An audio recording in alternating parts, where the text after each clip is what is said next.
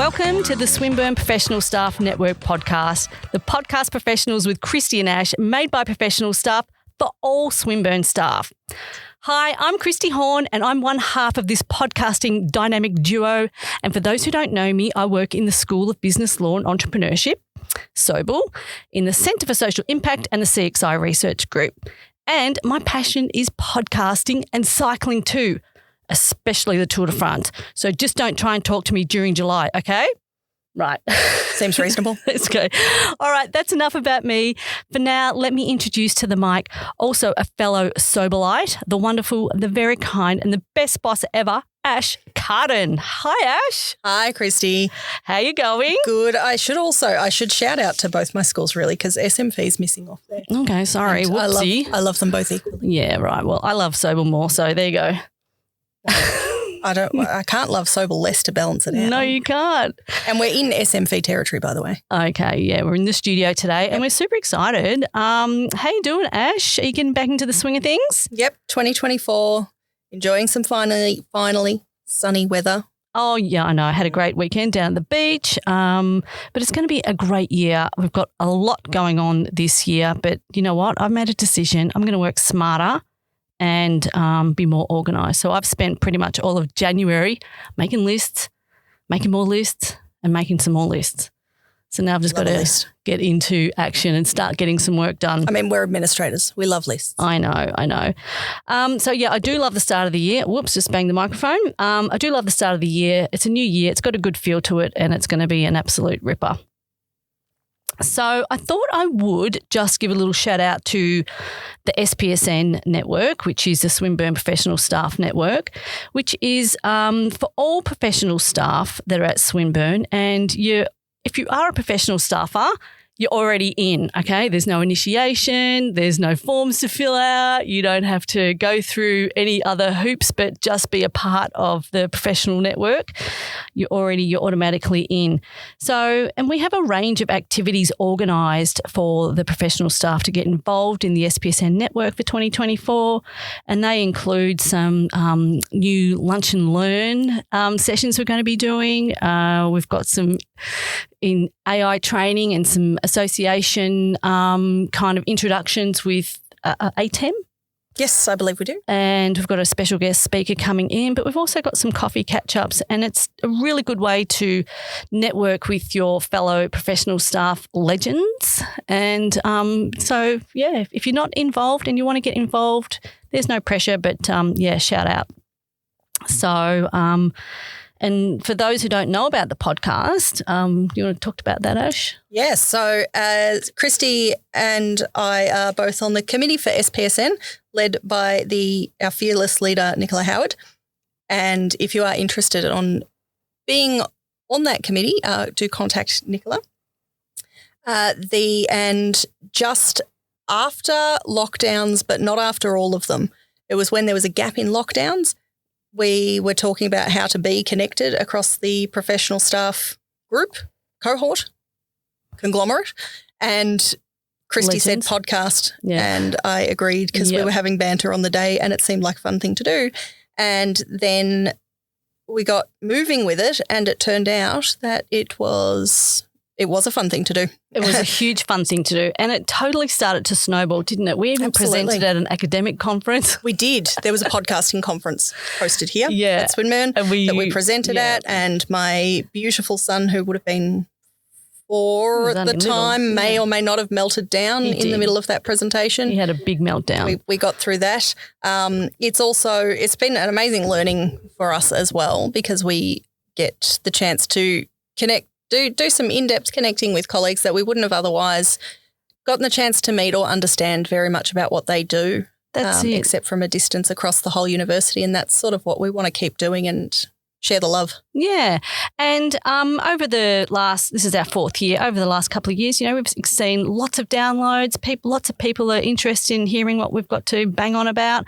And we have an average of around about 250 downloads per episode. And that's pretty good overall. So we're wrapped and we love a good conversation. I love to talk. And it's not just me sitting there downloading it all. Can confirm. Oh, hang on, could be my mum.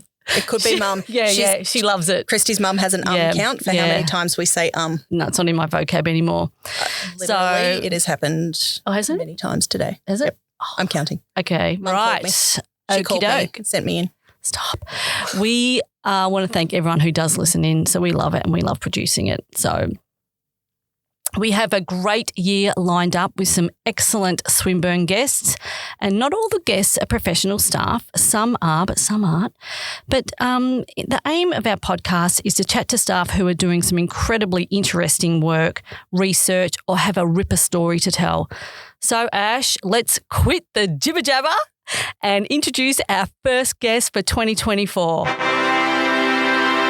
We would like to thank and welcome to the pod Professor Matthew Bales and Diana Hakel.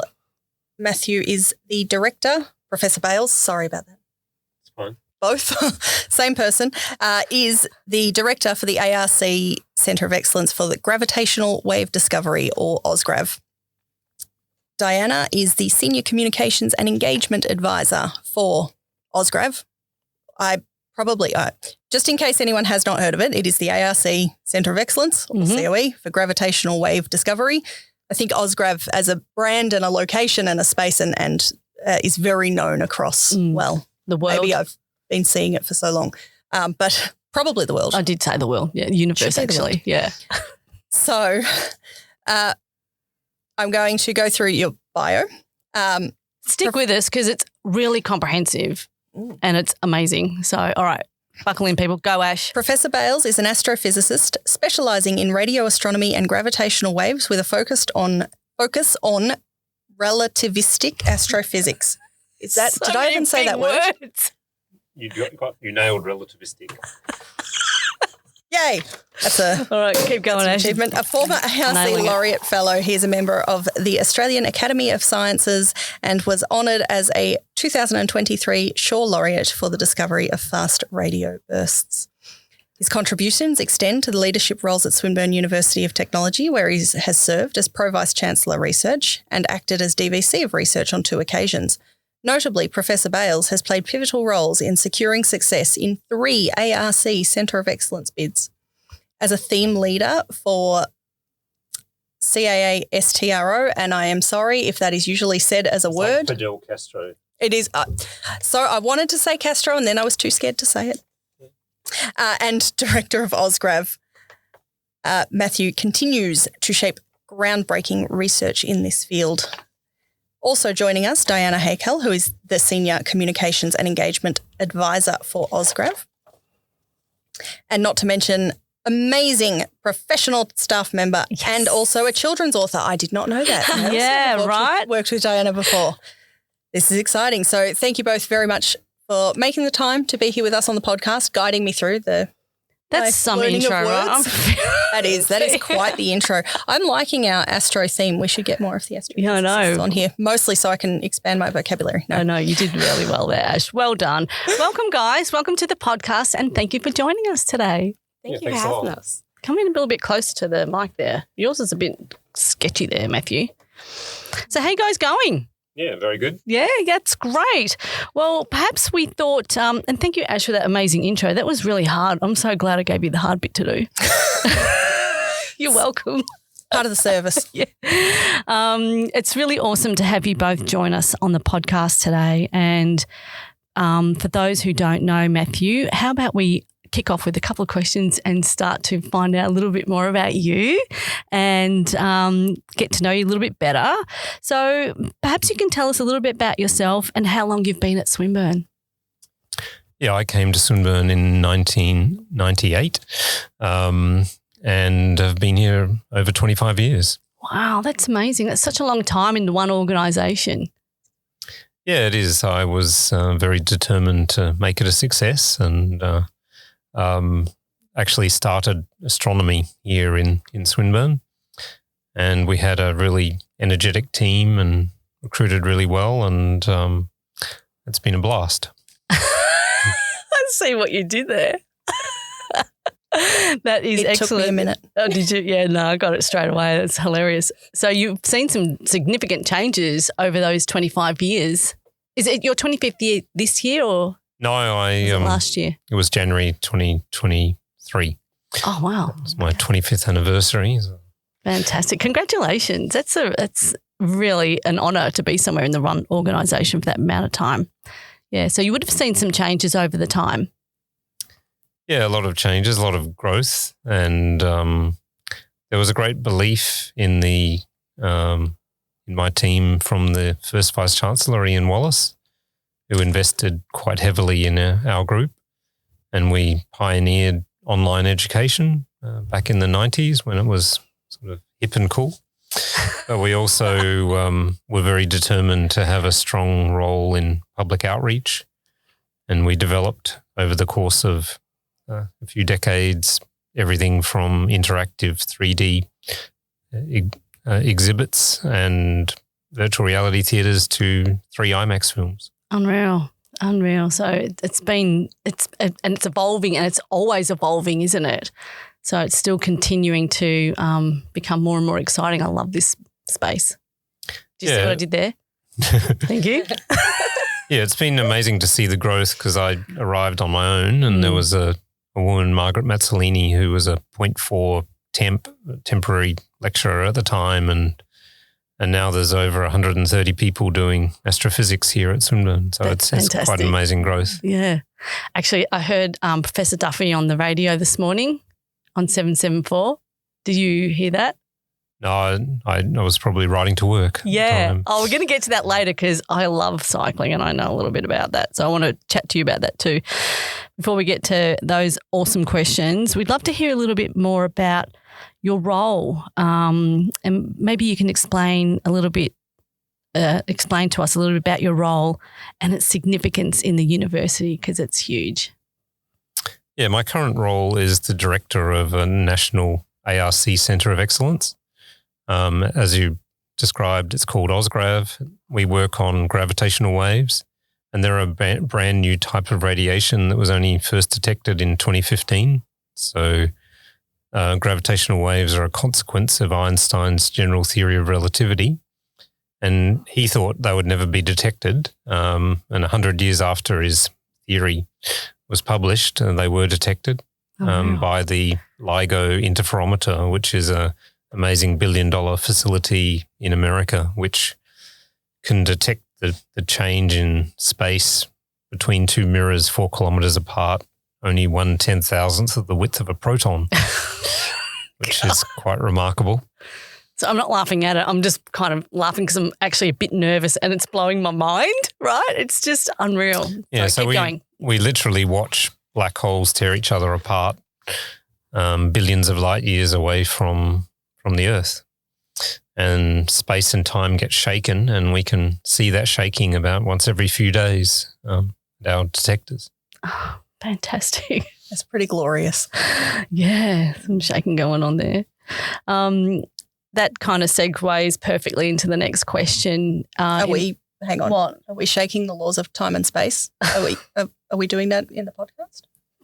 Pretty much. Okay. Yeah, thank you. Okay. Love that, Ash. I'm down. In late 2023, you were awarded the Shaw Prize for the discovery of a lifetime, and the radio burst you found was the 20th anniversary held in Hong Kong. Can you please explain to us a little bit more about that? And I've watched that video a couple of times on YouTube, FYI. It's pretty cool. Sure. So the Shaw Prize was set up by a guy called Run Shaw, who was a movie mogul in Hong Kong. And he was incredibly rich, and I think he's personally funded over 2,000 buildings in higher education institutions throughout Asia. And before he died, he wanted to set up a legacy, which were 3 prizes, one in mathematics, one in life sciences, and one in astronomy, that would go to the most groundbreaking discovery that hadn't yet been recognised with something called the Shaw Prize. And last year I was delighted to get a message from a colleague of mine, a former student, and it just said, we just won the Shaw Prize. And I thought, wow, that's kind of amazing. And back in 2007, he and I were at the Parkes Radio Telescope, and we analysed some data which revealed an explosion from 1 billion light years away that was 1 trillion times more powerful than anything we'd ever seen.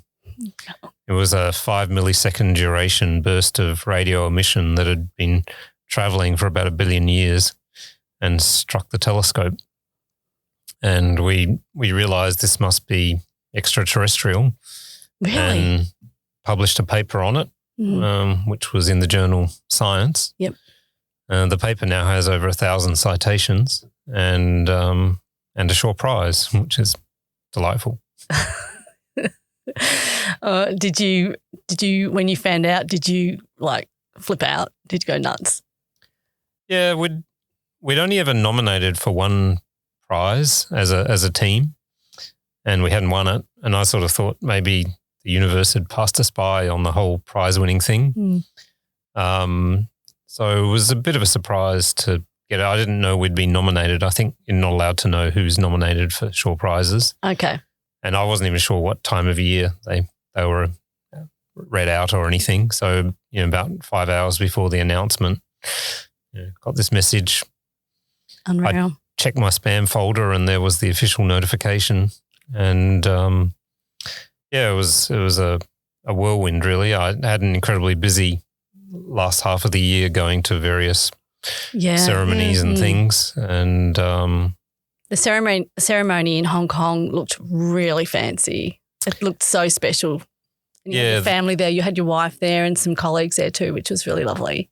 Yeah, my wife and kids got to come and I dragged along Pascal and Karen and my chief operating officer, Yashay Fenner. Yeah. And it really is a bit like the Academy Awards. You're in this amazing convention centre. There's 550 official guests. There's sort of a who's who of Hong Kong's elite. And there's fanfares playing and you stroll in and have to give speeches and receive a gold medal that's got $25,000 worth of gold in it. And wow.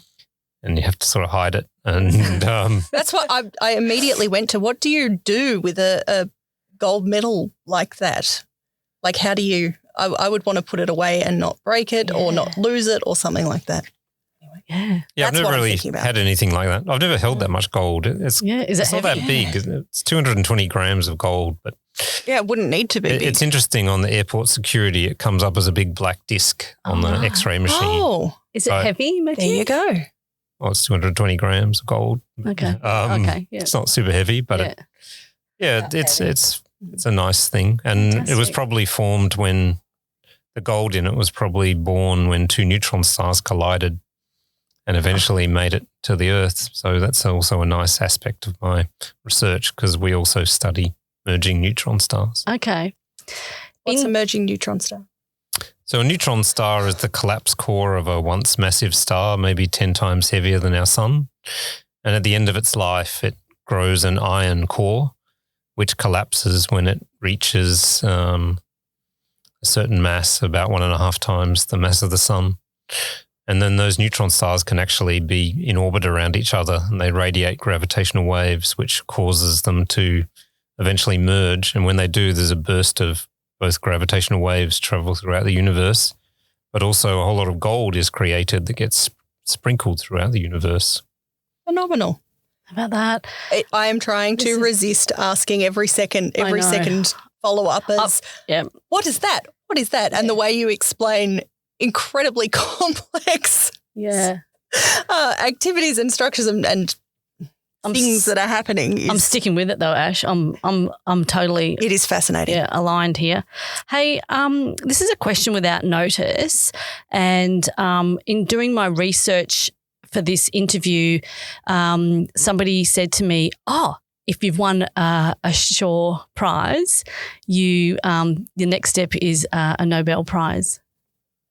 Is that true? I think a quarter of the astronomy Shaw Prize winners have won the Nobel Prize. A quarter? But 3/4 haven't. So if I was a betting person, I would say probably won't win the Nobel Prize, but it's a delightful possibility. Do you get nominated for it or do you have to apply for it? You get nominated and I don't think you're allowed to self-nominate. Okay. It's not at the top of my to-do list. Okay, yeah, I'm sure there's plenty of other stuff to get on with.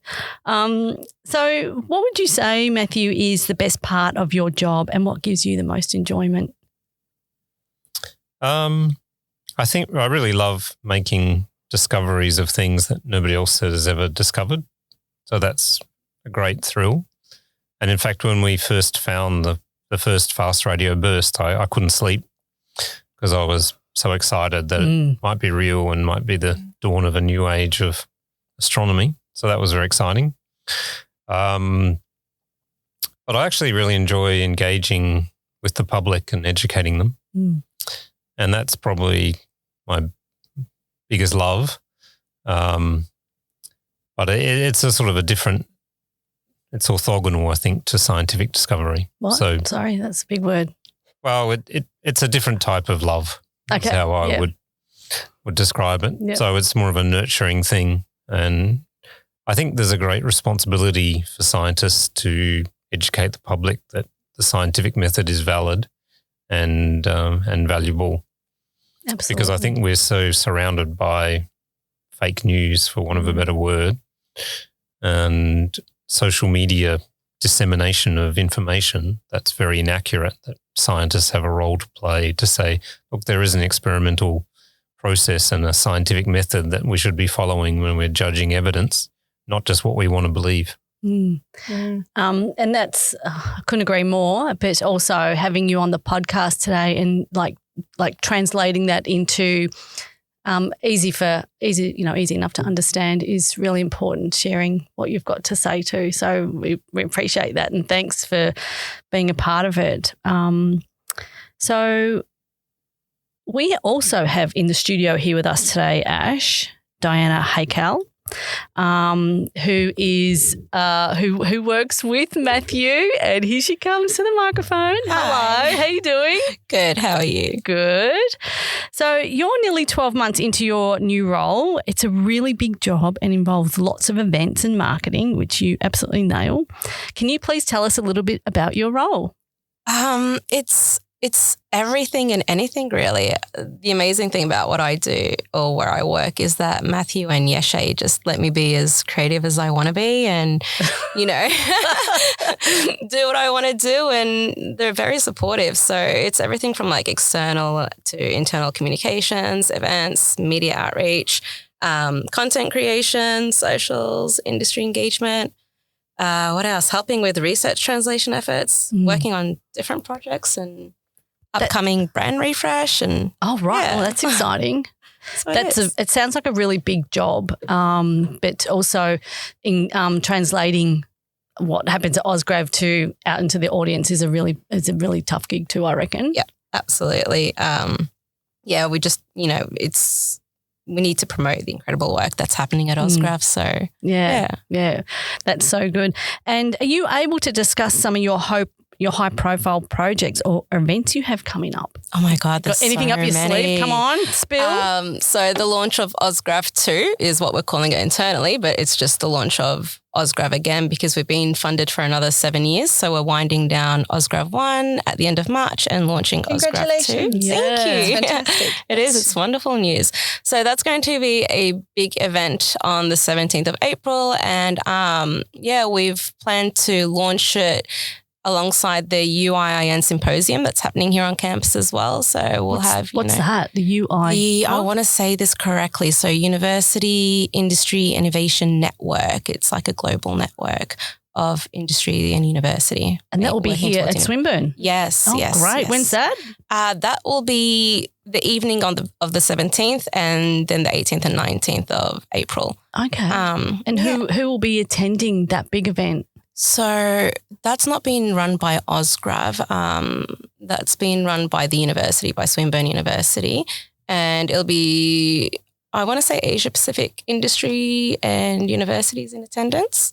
So hopefully they'll be coming to our launch on the 17th. And, we will have some VIP guests there as well for the ribbon cutting ceremony and everything else. So we're really looking forward to it. Events. I work in events as well, and there's such a big job to do. There's so many moving parts. Are you organised? Because yes, I am. We've got so many events coming up. So in March, there's the hackathon. It's called the Better Futures Innovation Challenge.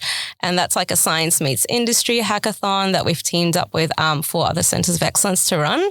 And then in April, we've got our launch. And then in May, we've got the Gravitational Wave Advanced Detector Workshop in Hamilton Island for a week. That's going to be terrible. Hamilton Island, oh no. Why did you choose that dump? I mean, really? I don't know why we chose Hamilton Island, but that's going to be really exciting. And then we've got a bunch of other cool projects that we're working on, such as the Digital Experience Room, which is I'm excited to hear a little bit more about that. Yeah, that hasn't been announced fully yet, has it? Not quite, but Scoop, Ash, we've got a scoop. I love a scoop. Yeah, exclusive breaking news on the podcast. Yes, it is. But I would love Matthew to talk more about it because he's very passionate about it too. So okay, hand over to Matthew. Tell us about this experience room. Yeah, so there's a new area of television and film production that uses these virtual production studios where instead of flying to a waterfall or something, you just project one behind you on a LED screen. So the film and TV school would love to be able to teach that type of filmmaking. It can be much cheaper than real filmmaking because you don't have to fly all your actors halfway around the world and put them up in hotels and pay all the insurances to protect them. Mind you, that did work really well for Greta Gerwig and Margot Robbie when they did it that one time. The Barbie movie? Yeah. Okay, yeah. Is it like a massive green screen? Yeah, it's a bit like a green scene, but it's not green. It's actually projecting what will be on the film. So it's basically a bit like those big advertising screens that show you advertisements, but instead you're showing what will be on the film. So you don't have to use a green screen at all. So you don't get funny things happening with people with fuzzy hair and so on. I like the Zoom backgrounds. So that film and TV are very interested in this project, and we're very interested in it from a public outreach perspective and also an events perspective. So what we want to do is take a large room somewhere, abandoned room within Swinburne, and line the walls with these big LED screens, and then be able to project the sort of science we do and have kids come in and fly them around to the virtual universe type thing, but also be able to film course content in there or films or rent it out to film productions, and also have, alumni events and things like that. I'd love to do something like the Loom. I was about to say this is like the Loom. It's kind of like the Loom, but hopefully better. Sounds fantastic. And it talks to the outreach and the kids programs, and that's what the Astro tours are as well, aren't they? They help. Yeah, we'd like to think, involve people. We can bring thousands of kids a year through it, and they could come in and go, oh, Swinburne's an incredibly cool place. This is where I'd like to maybe do my degree. It'd be a nice thing as well. Amazing. It the other sounds thing so like you're fully immersed in it. There is a nice aspect of it that you can actually do 3D projection on LED screens as well if you put on a pair of glasses. And so you can sort of, instead of just looking at like a bunch of screens, you feel like you're in a 3D space. So that should be amazing. I volunteer to test that if I can be also, and everything in there wrapped in bubble wrap just in case. Okay. Yeah. Hey, I did that recently at the Australian Open, and I played on Rod Laver against Rafa. And I didn't win, but I got a couple of points off him. So put on the goggles, and it was super fun. And they had a AI space there too, so it was good fun to get involved with that. What was his weak point? Me. Oh my God. For those who know me, I love Rafa, tennis and cycling and podcasting. Anyway, enough about me. Ash, why don't you ask the next question here? That's a good point. So, we are... That one. Yeah, I know. That's the one sorry. I'm on. Okay. What is this? God, control freak on over here. We want to ask if you enjoy the media side of your role and impact, and I think we've talked a bit about that, but I'm saying obviously because they're here, and this has to be a pinnacle of the media side of the role in OzGrav, surely. Podcasts rule, right? Yeah, look, I like media in small but highly successful doses. Oh, well, welcome to the podcast. I don't like it when it gets in the way of trying to do work, but once or twice a year, I love being in the media and using some of our cute tools to demonstrate things to people, or do a podcast or a vodcast or things like that, or a public lecture. I gave a public lecture in China a couple of months ago, and there were 20,000 people watching online, which was pretty amazing. That's insane. Fantastic. Did you have to do a lot of media post award in late last year? Yeah, a great deal. You sound a bit like a broken record after a while, so it's nice to have a Christmas break and come back energized for this podcast. Yeah. Yeah. Oh, my God, you're a legend. Loving it. But that also is getting the message out there and in the information age and social media age and conspiracy theories, and whether conspiracy theories might not be the good I might have can of worms I don't want to open, but people having scientific avenues or evidence-based avenues to view the world through. And with social media, there's a lot of other ways to view the world, and sort of a lot of misinformation that you mentioned before. True. Is some of this to try and give people other avenues.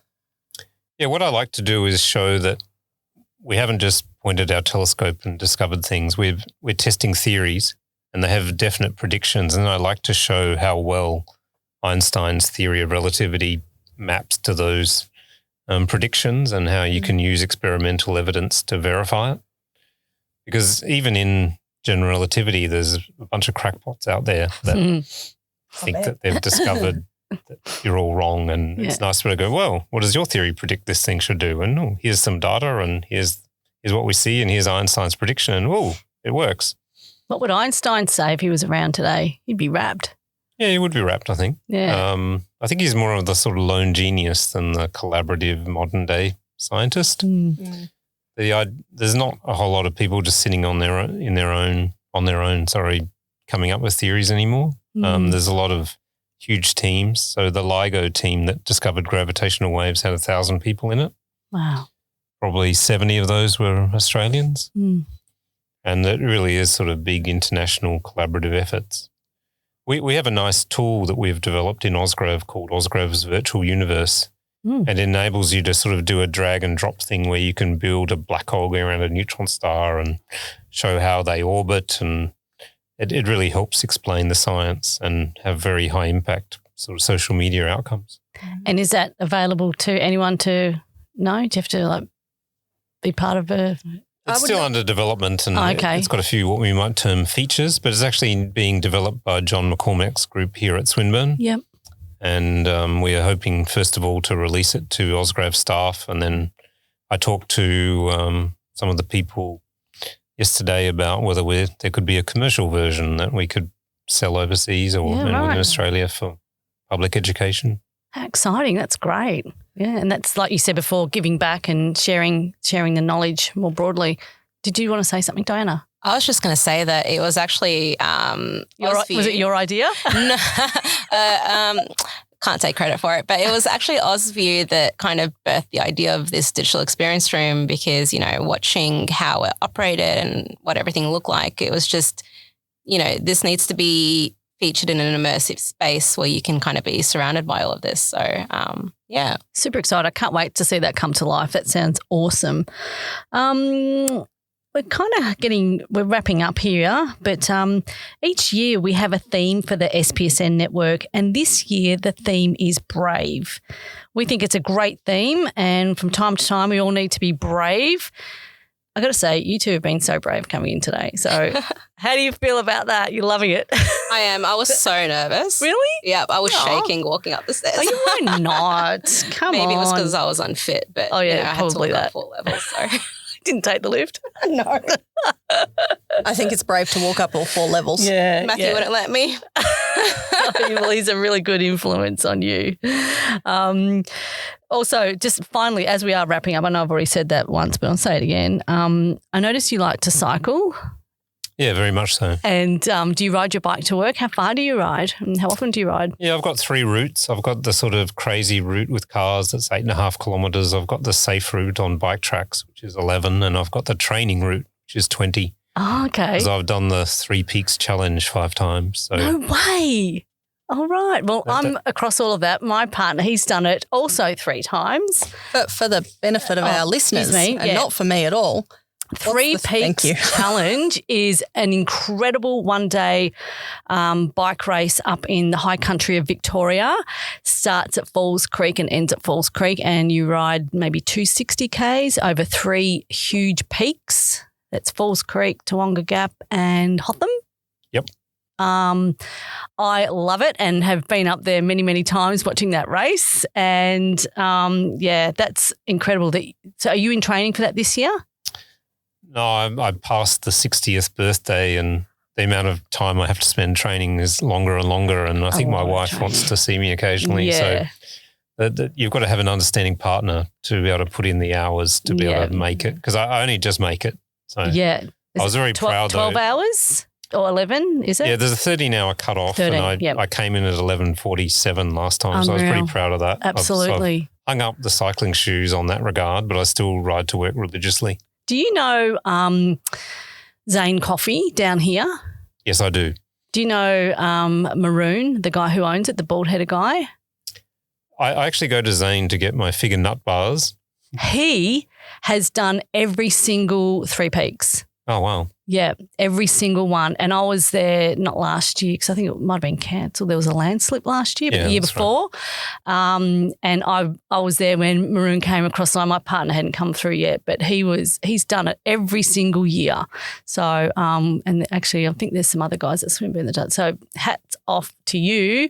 That is amazing that you could do that. So, no, I start crying when I go up hills. I like to ride on the flat. I'm a beach road lady, so that's where I like to cycle. I cheer. Yeah, good job. We need cheerers. Well, I want to say thank you so much for your time today, Diana and Matthew. It's been great getting to know you and understand your role a little bit better. And maybe, Ash, you can wrap us up, take us home. So I think that is the wrap up. Yeah. I do tend to give a rating to our podcast, and my ratings ridiculous. We like to get a score out of 10, please, Ash. So no, I was changing the metric this year. Oh, yeah, what is it? I now can't remember what metrics I changed it to. I think it's gold stars. Our average rating was between 11 and sort of 13 stars per podcast as rated by me last year. And did I do stars out of 5? Yeah, we did. Or did I just do star? No, I think you like the stars. Stars are kind of apt with what we're talking about today. Well, I feel like it is, but now I don't want to say gold star as such because there's quite a lot more to it than that. So I want to change the rating. The rating's pending until I've decided on a new rating system. You could move to sigma. That's a statistical significance. Okay. I would then have to understand that.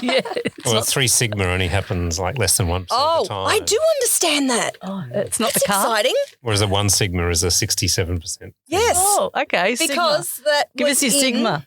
This, that's in the financial statistics unit. Oh, well, there you go. Standard deviations from the mean. If the person who is still here who taught me in that unit, I learned that one thing. That was an excellent teacher. Anywho. Well, thank you guys for joining us today, and thank you to everybody who's been listening. We hope you enjoy the podcast. And as I said, we've got a cracker year lined up. We're speaking to people from Sarawak. We're speaking to the Alley Network. We're speaking to some amazing professional staff members that have been here for nearly 90 years collectively. So there are 3 professional staff members that have been here nearly 30 years each. So that's pretty awesome. So thank you so much for listening. And until next time, take it easy. Bye. Thanks. Bye.